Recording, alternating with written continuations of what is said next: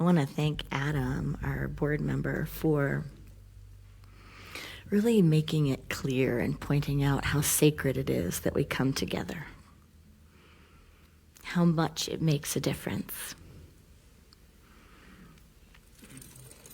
So often we don't believe in ourselves and we don't believe in our impact. That's why a lot of people don't circulate their talents, their time.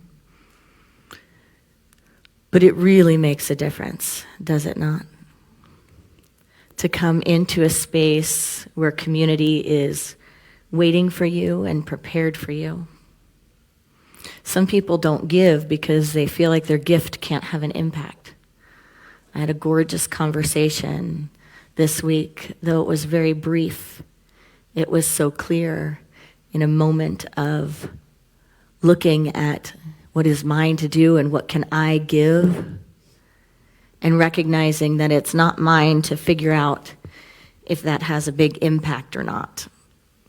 It's not mine to figure out if my little portion of showing up is little in the grand scheme of things or if it is large. It's not mine to discern that. And even if I tried, I wouldn't be able to understand. But it's mine to trust and know that my belonging matters and my showing up matters, yeah? It really matters. I want to share with you a little side thing. I wasn't sure if I was going to do this, but I'm just going to do it. A little side thing. The Unity Movement, we've had some meetings lately, and one of the meetings, there was a reflection on how Unity centers are doing. And in the last number of years, right, ministries have closed their doors, ministers have gone into other places of employment, and that's happened a lot in the Unity Movement. A lot of our smaller ministries have shifted, and a lot of our larger ministries have become smaller in size, and a lot of our in-person has become smaller than our virtual, right? Very interesting. We're in that space where our in-person is less attended than our virtual. But the latest statistics are that 20% of Unity ministries now have over 60 people on a Sunday. Only 20%. And so that's a big shift, right? And as people of Unity, we have a vision for Unity. I mean, I don't think that there is probably anyone in this room and online that questions whether or not Unity is a gift to the world. Right? A real gift to the world. And so I share that statistic because information is as good to us as it is useful if we use it. So we're here, standing here on the weekend of the celebration of Martin Luther King Jr., and we know it's about dreaming and it's about visioning. So I invite each one of us just to connect in our hearts and to think about your vision for Unity and think about what it means to show up.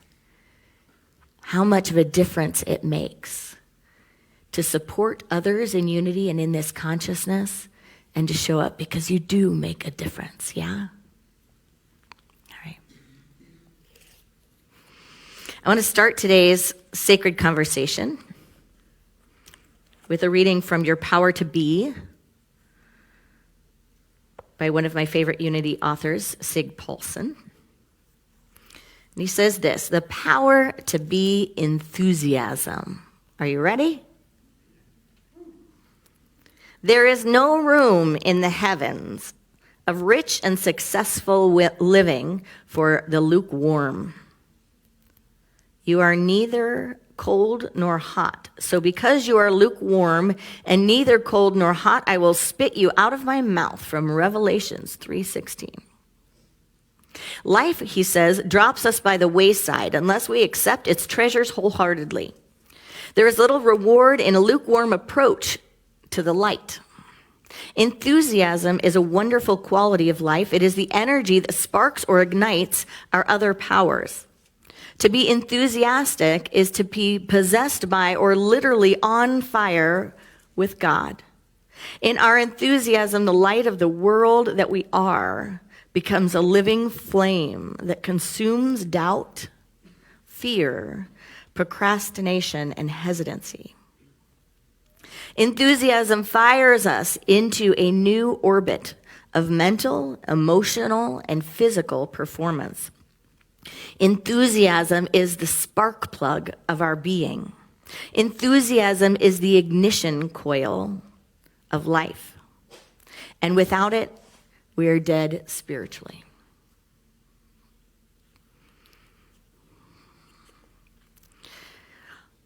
Delivered on February 4th, 1968, in Ebenezer Baptist Church in Atlanta, Georgia, Dr. Martin Luther King Jr. gave the sermon, The Drum Major Instinct.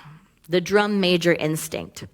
Now, in this thought-provoking, insightful speech, he offered a critique of human nature, ambition, and the desire for recognition.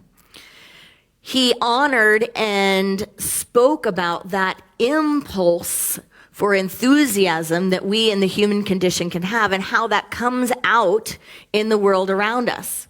Now, enthusiasm, if not spiritually grounded, can take form of control, power, domination, authority, right? Grabbing, grasping, achieving, climbing, getting. The desire for recognition. So he addressed this desire in human nature while also calling for a life of service, humility, and collective well-being. He championed a vision, and he was a master of visioning. Now, for a lot of people right now, you may be saying, where's my enthusiasm? Anyone feeling a little low on enthusiasm? Like, woohoo, enthusiasm. Oh, let's do it. Yay. We're doing well. Good visions are happening.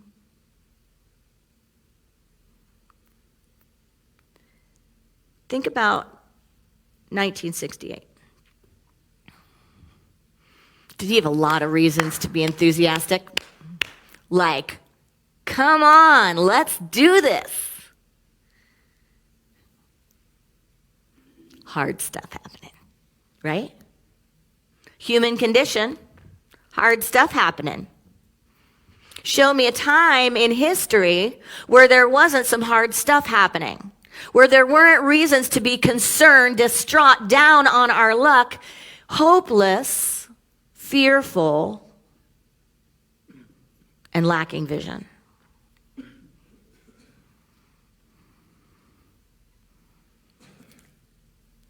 Martin Luther King in this talk moves into the idea of what do we want to be first in? Where do we put this enthusiasm? And where do we get that enthusiasm from? Because it's not necessarily from the world around us, yeah? It's from connecting with the spiritual nature within us. That is where the living water of enthusiasm exists. He says faith is taking the first step even when you don't see the whole staircase. And certainly the staircase in many instances in life is invisible. And it is created through our power of action and bringing together action and vision and taking those steps.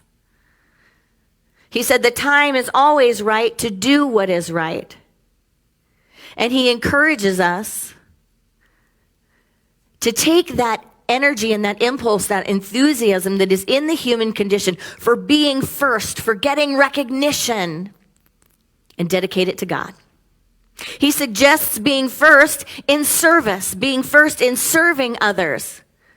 Can we align ourselves with being first in love?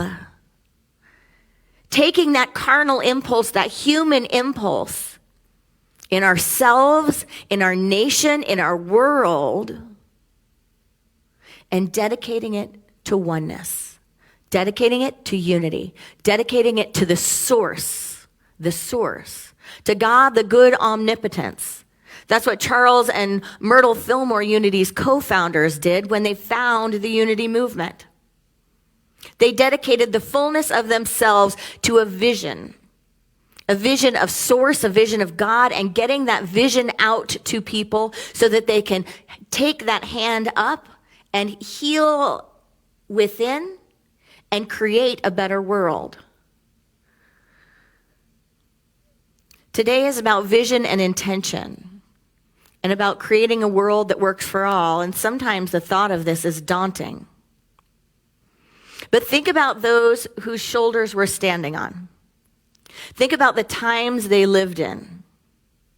I'm reading Little House on the Prairie with my daughter. I think that's, sometimes the things we do, in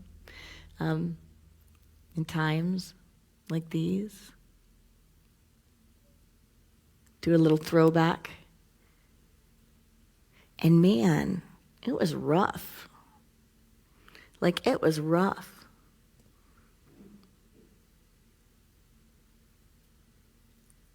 And then reading it again in the context of today is rough. There's some conversations that need to be had, even in the formatting. There were not a lot of times when we can go back in life and say that there weren't opportunities for discord. Part of life, and world religions show us that part of life is dismantling, right? It is the breaking apart. It's the Shiva energy, the destroyer. It's the things becoming unsettled.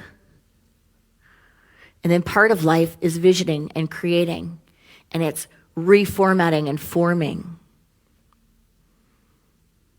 The intention today is to get our practice, our unity practice of visioning and setting intentions out of the field of woo-woo and into the field of reality.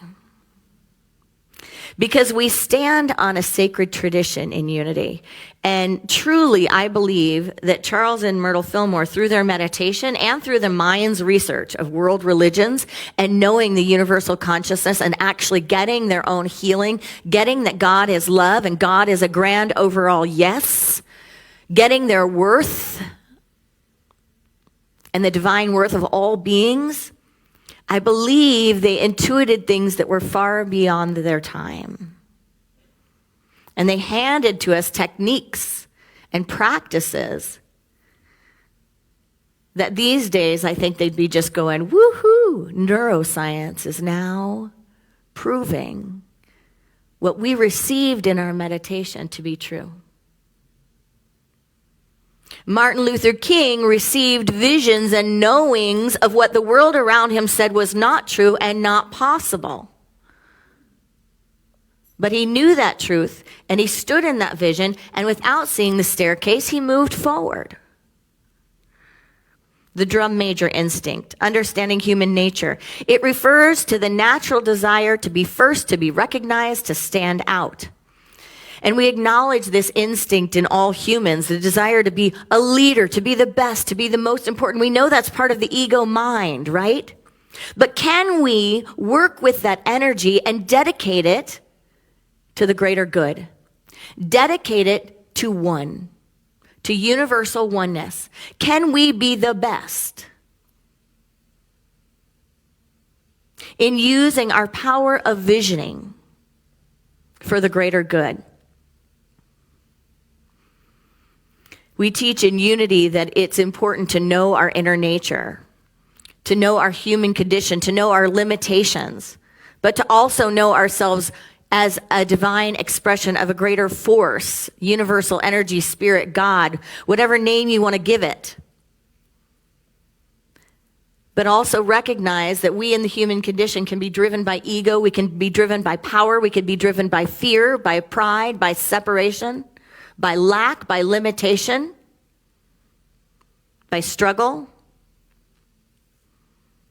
But we're here to overcome our self-centeredness. We're to overcome our myopic view of the world revolving around me and to embrace our higher calling. So Dr. Martin Luther King called us to redirect the drum major instinct and give it to God. in old school, I think it's like old school Baptist stuff. I remember from ministerial school, it was my kind of Baptist and Pentecostal minister friends, and they'd say, jack it to Jesus. Jack it to Jesus. So it's like, give it up to the Christ, give it up to the highest self, give it up to the awakened one, the anointed one, give it up to what we're here for. Because we're here in these bodies, and these are temporary. But there is something within us that is eternal, that is not created or destroyed. That we are here to serve it, the life force within us, the creativity within us. But we need to learn the mental science of how we work and how visions are demonstrated in order to bring wings to our visions. Dr. King urged people to redirect all of our instincts towards love, towards compassion, towards service. He stated that we should not strive to be first in personal glory, but instead we should strive to be first in helping others, first in love, first in serving humanity. To transcend the ego in order to have a positive impact in the world. Do you believe that when we have a positive impact in the world, we have a positive impact on ourselves? Yes. You know, even in neuroscience, they know that creating compassion, humility, actually just kind of loosens the mind and the body to be able to receive more, to be able to believe more, to be able to achieve more. We're here to transcend our self-centered ideas, acts of kindness, acts of empathy. These are actually practices that activate the brain's reward system and promote feelings of well-being. When we see them, it promotes feelings of well-being. One little, I don't know why I started doing it, but I started posting things on Facebook that are only available to me. Like I have my social media post set to only me. Probably some of you have seen friends that post like lots of stuff, lots of stuff, right? And then, you know, in this day and age, I thought about how much I'm posting, and I thought, well, maybe I'll just back off on that a little bit. So I post a lot of stuff just to me. I love it. I text myself like that. I text myself. I love it. I text myself too. And you know what I post? Sometimes I post things that I want to see. I post things that make me take a deep breath. There's this one beautiful video of a man running out into the middle of the street to take a dog, to adopt a dog. And he just literally like went out there into the middle of the street. And then, I mean, it wasn't a busy road. But he just sat down on the floor with the dog. And he just sat there with the dog. And the dog came over wild, but then came over and just rolled down with him. And I posted that video, not just because it was cool that someone was doing that, you know, like helping a dog. I posted it because I was like, who is that human? Like, now that's a human I would like to be around.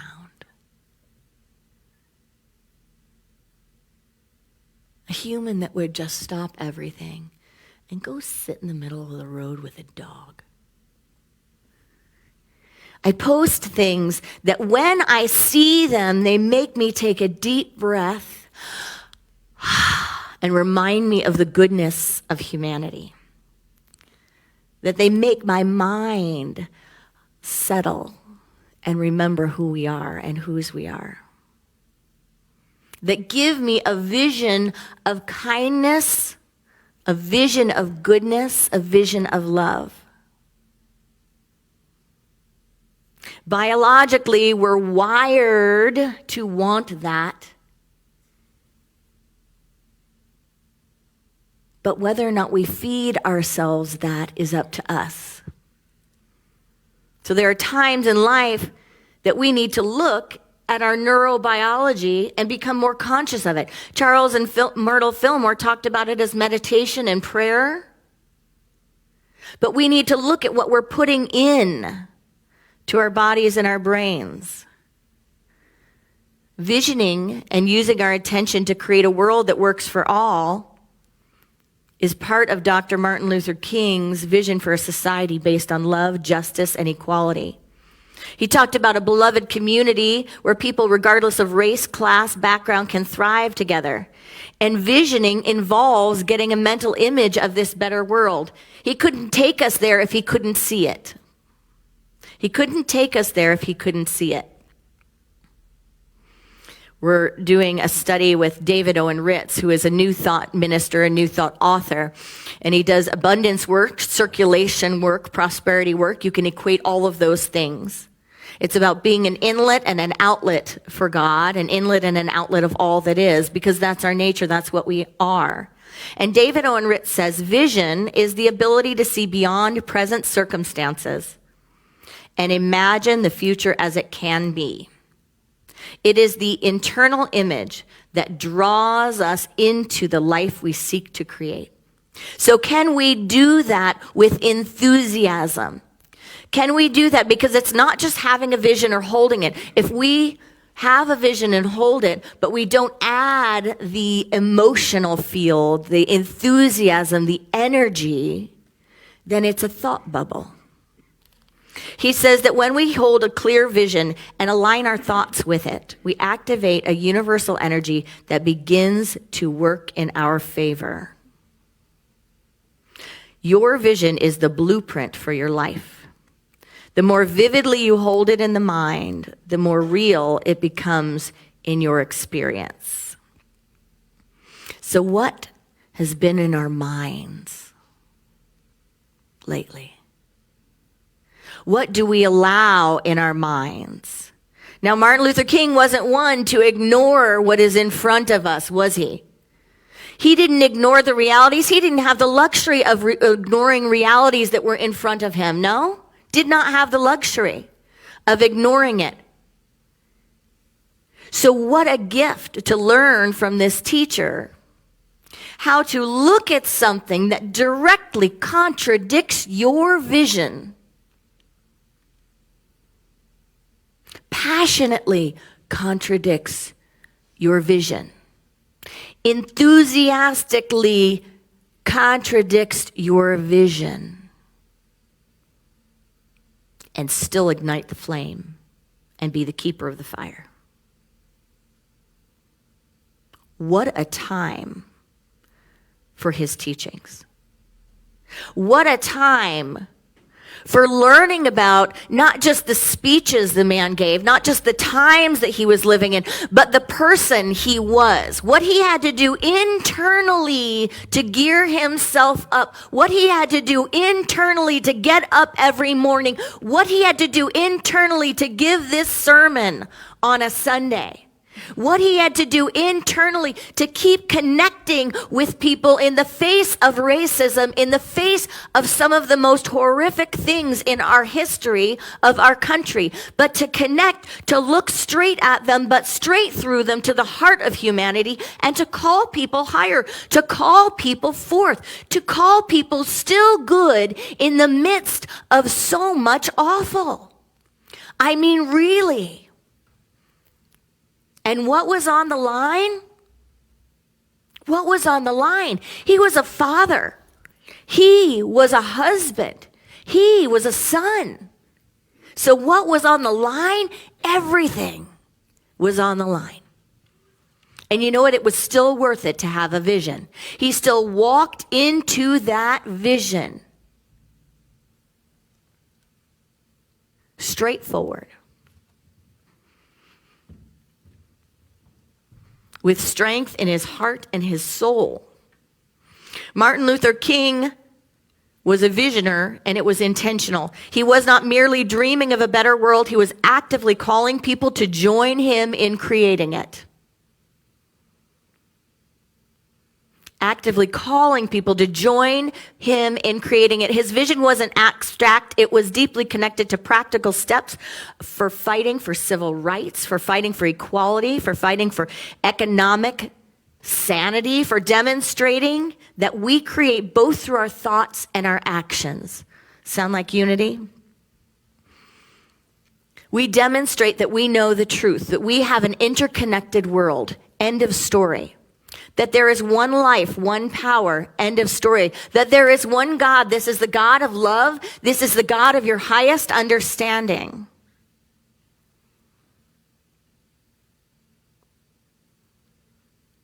In the drum major instinct, he gives us the idea that true greatness comes not from dominating or seeking personal glory, but from lifting others up. From lifting others up. So can we lift up our world? He taught us that everyone can be great because everyone can serve. Everyone can be great because we can be great together in being first. First in love. First in compassion.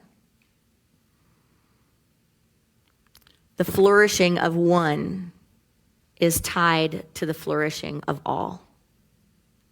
In Unity, we teach a world that works for all. We teach that that's the vision, to co-create a world that works for all. It doesn't mean a world that's the same for all, but a world where there's equal opportunity for all.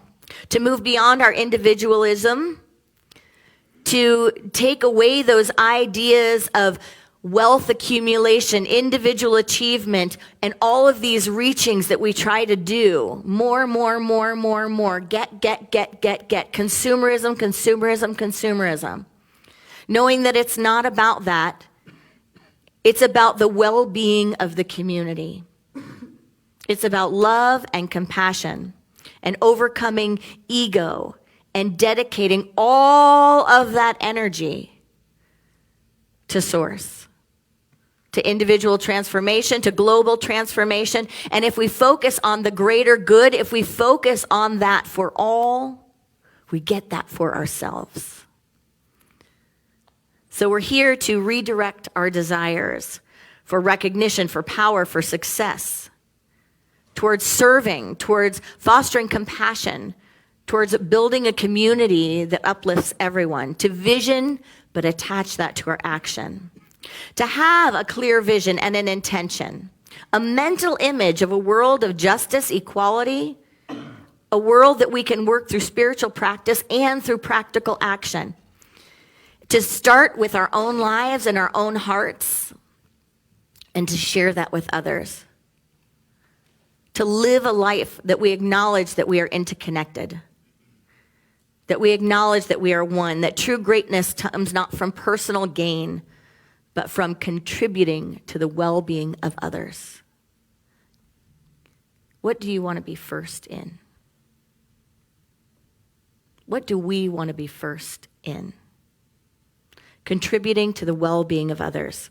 One gift that we have in Unity is the gift of visioning. And if you're here for the first time or you haven't been in Unity that long, that's okay. But the gift of visioning is knowing that through meditation, affirmation, and prayer, we catch visions.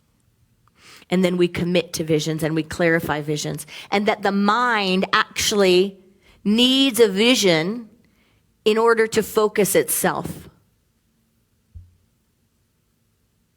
It's kind of like that idea the devil's playground is an idle mind.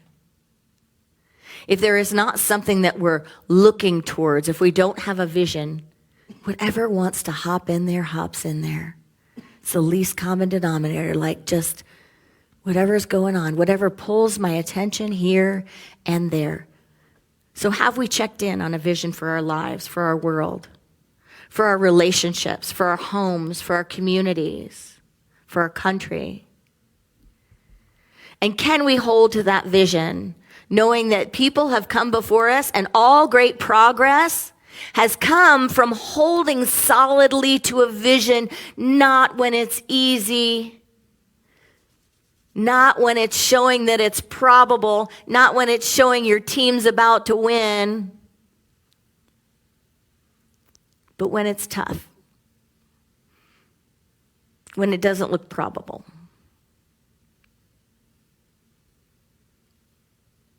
Sometimes we hold visions and we get discouraged. We think it's not enough. We think maybe it's part of a spiritual practice that isn't really grounded, isn't really going to do anything. I think Charles and Myrtle Fillmore would love to see some of the newer research in neuroscience about how the mind and the brain works. Mark, will you give us this clip? This is from Mel Robbins and her podcast. And she has on Dr. Doty, a neuroscientist and author, talking about visions and visioning. If you have an intention, you take a pencil, you write it down, you're actually doing something physical, tactile, then you read it silently, then you read it aloud, then you visualize that, and you do that over and over and over again. What that will do is then embed that into your subconscious. And then these different cognitive brain networks get activated. Now, can we unpack that just a minute? Sure. Because everyone that listens to this loves to make sure that they just got the instructions from you, Dr. Doty, because I'm like hanging on every word. And so there were a couple steps to that, because you had the physical pencil, you had the act of writing, you had this moment where, if you're watching on YouTube, you saw it, but if you're listening, let me describe it. He sat back in his chair, he put his hands kind of in prayer at his chest, closed his eyes, and he started talking about repeating the thought.